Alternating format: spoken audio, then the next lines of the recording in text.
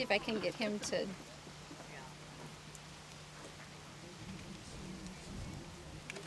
This one's not so much of a biter as the female was. Okay, I lied. Yeah. I had to issue the challenge. There you go. Are you still? There you go. Oh my gosh. It's nice to be around other people who appreciate it. It is gorgeous. Isn't that just beautiful? Yes. And from below, those little white dots at the tips of the wings make it look like when you're underneath them and the sun's shining through, it kind of looks like they're strung with Christmas lights. They're so pretty. There you go.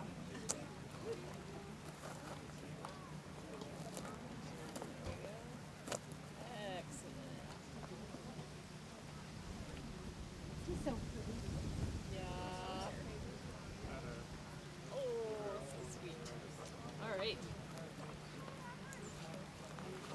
So if you folks want to either duck down so that when she takes this photo you're not in it, or kind of come down around here in front. That Yeah, might you be get a good. better picture from this side with the way the sun is. So if you want a picture, come on this side. Okay, buddy. So as this bird goes, watch that. Look at the shape. Those long pointy wings. And this is your chance to watch that little boy humming that I was talking about. That kind of meandering, bobbing flight that they have. On three. 1, 2, 3.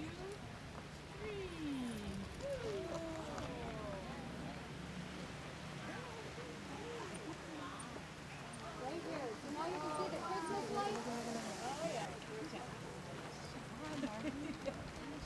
Oh, he's doing a great job of showing us. This is an immature female harrier. I thought maybe if you want to watch this. So this bird was born this year. And I'm not sure the distinct markings to know if it's a male or a female, but I know that the juveniles will have more of an orangey You don't have to touch down. I was just trying to get a front good picture. area. You guys want to stand up? And the cool things about, what? Did you have another thing?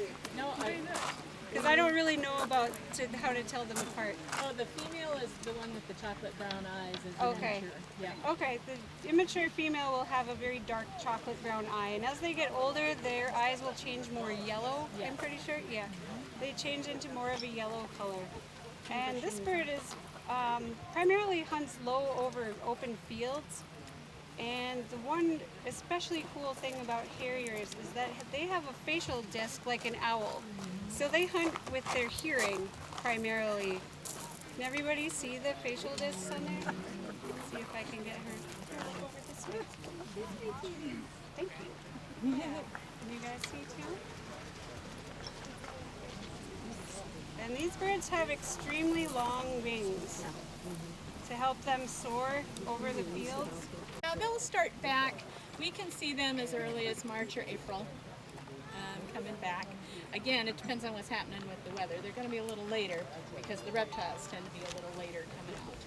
So there we go. Where did they go, Marty? South America. They do go something. Yep, they go all the way to South America. So yeah, they are looking for another place where there are lots of reptiles. Yeah, it is. It's fascinating to think about them looking for kind of the same thing in a reverse, you know, in the southern hemisphere. That's typically what's going on with birds that migrate. Peregrine falcons, for example, migrate all the way from the tundra, all the way to the tundra, but it's Argentina and Antarctica. So it's amazing long flight. Just making sure it's kind of like a dog might be panting just to get that extra stress. Yeah, just a little, not too bad. This one's looking pretty jerked perky. once. Yeah, She wants yeah. to go. They are definitely looking for that opportunity. I'm gonna come this way just a second. Get out of this chair. No, you're fine. You're fine. A bird's eye view. Okay. All right. On 3, Diane. And this is a throw. Yeah, just a little bit. Okay. 1, 2, 3.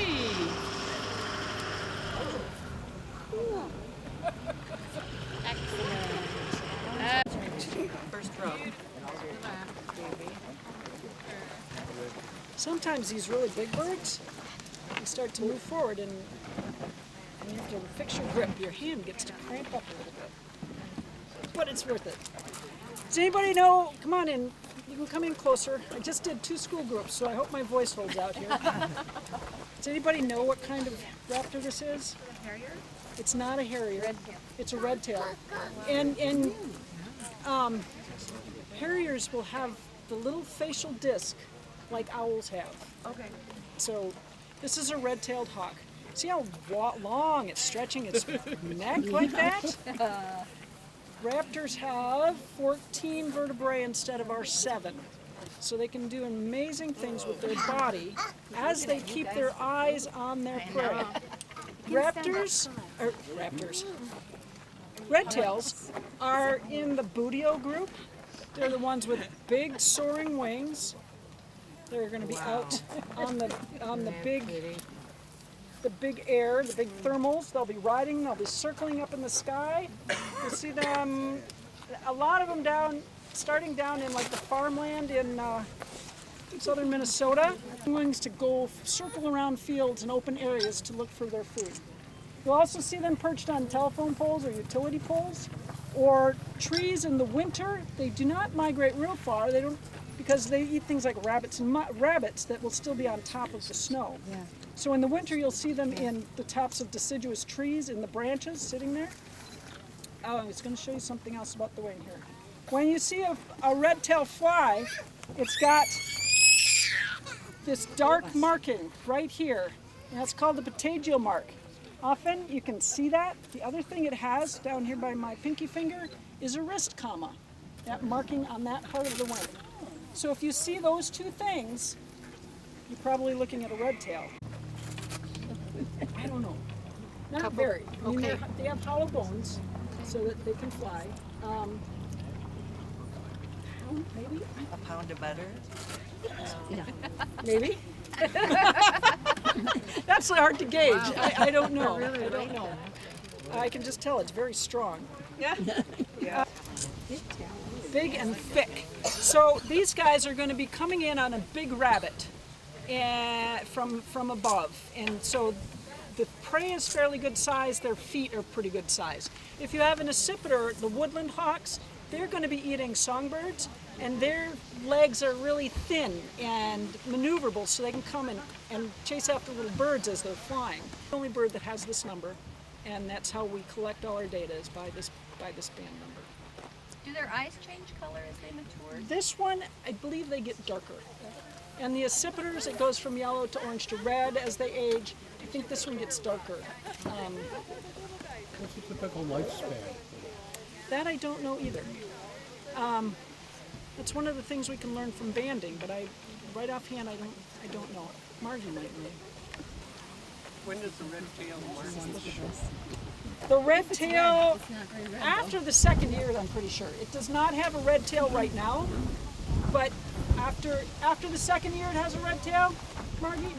They start to get it. It intensifies between the 1st and the 3rd. Okay. So it may be not quite as red until it gets to the 3rd year. Yep. Okay. And the females get the red tail too? Pardon? The females have a red tail too? Yes. Absolutely. Yep. Yeah, that's very nice. One more, just to make sure we got it good. Where was the net? All right. Yeah, you just Step step right start on, to count. step right on out to the edge there. No leaping off or anything, but yeah. Oh, don't tease it. All right, on 3. 1, 2, 3.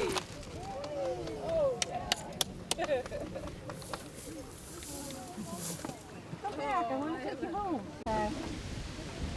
And what they do is they'll often go after we release them, they'll go perch and they kind of give themselves a quick preen and then they move on. Get back to normal. So yeah. So having the bird this way gives me the opportunity to show you their great big feet. They've got great big talons. These are all kind of wound up. It's kind of nice when they open up their foot for me, but this one's not going to do that. It also gives you the chance to see the scales on their feet. They're called scutes, and they're kind of made out of like a fingernail type material. Because their prey doesn't just lay there and let itself get eaten. It fights back, and it bites, and it claws, and it scratches. And so these feet actually look like they're in pretty good shape.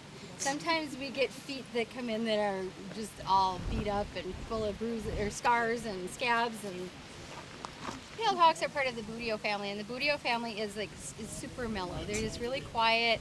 They're really laid back. They're really adaptable. You know, I mean, not that this bird won't leave the moment I give it, you know, the opportunity, but they don't scream, they don't bite, they don't struggle really. They just sit there with their mouth open. That's their defense mechanism. But it also gives us a great opportunity to see how they breathe. Through that hole in their tongue is the opening where they breathe through. And it also gives you the chance to look at the barbs on the back of the tongue. And then they also have barbs on the roof of their mouth, if you can see that.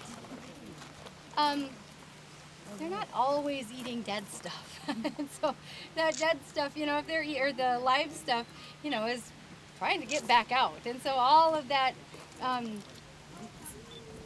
hard flesh is pointing backwards down the throat, so it kind of keeps moving the food backwards. Shade over their eyes, it's a little bit like a visor. It also acts as protection as they're, you know, moving through the trees. It's just a little bit of a barrier, you know, before something would hit their eyeball. It'll hit that bony ridge as well. And you're gonna kind of do like a granny throw, granny basket. I'm gonna pass this one just a hair. On three. On three. 1, 2, 3. Good job. I hope you got Lock that. it now.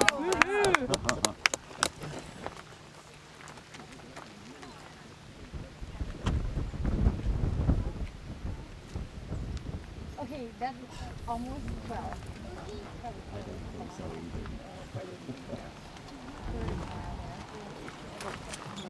Yes, this is an immature Cooper's hawk. I do not know if it's a male or female though. Nobody told me, and that's really hard to tell with these guys. These are in the same family as a sharp-shinned hawk. They're an accipiter. They're the medium-sized one that we get here. They have similar coloring to what you'd see on the sharp-shinned immatures. They have the brown vertical striping on their chest, and they have the dark chocolate brown with the rusty edge on the back here. And this being a patchier bird, it also has a yellow eye, just like the sharp-shinned would. But this guy's a little bit bigger. And I don't know if you can see it, but he has a full crop here. Something about this big is in his crop. I don't know, or her. Okay, here, let's see if I can get him to look. It just wants to look at you. Brushy areas, chasing smaller songbirds and smaller prey. It has, let's see if I can get you a wing out here. It has short, rounded wings like the sharp-shin has, and a long tail. Yep, I know you want to go. A really long tail compared to the wing length. If I can get him to look at you guys. If you want to look in his mouth, you can see that there's a hole in his tongue. And that's for when they're swallowing their prey, it helps them breathe, because otherwise the area where our nostrils would kind of connect with our sinus cavity in our throat, that would get clogged up if he had something in his throat. So there's an extra breathing tube on his tongue. Can everybody see that? Come on in close. I've got a good grip on him. He's not. You can see that. I can see it. Yeah. Good boost. 1, 2, 3. Oh. Just missed it. That's okay. I got your fist.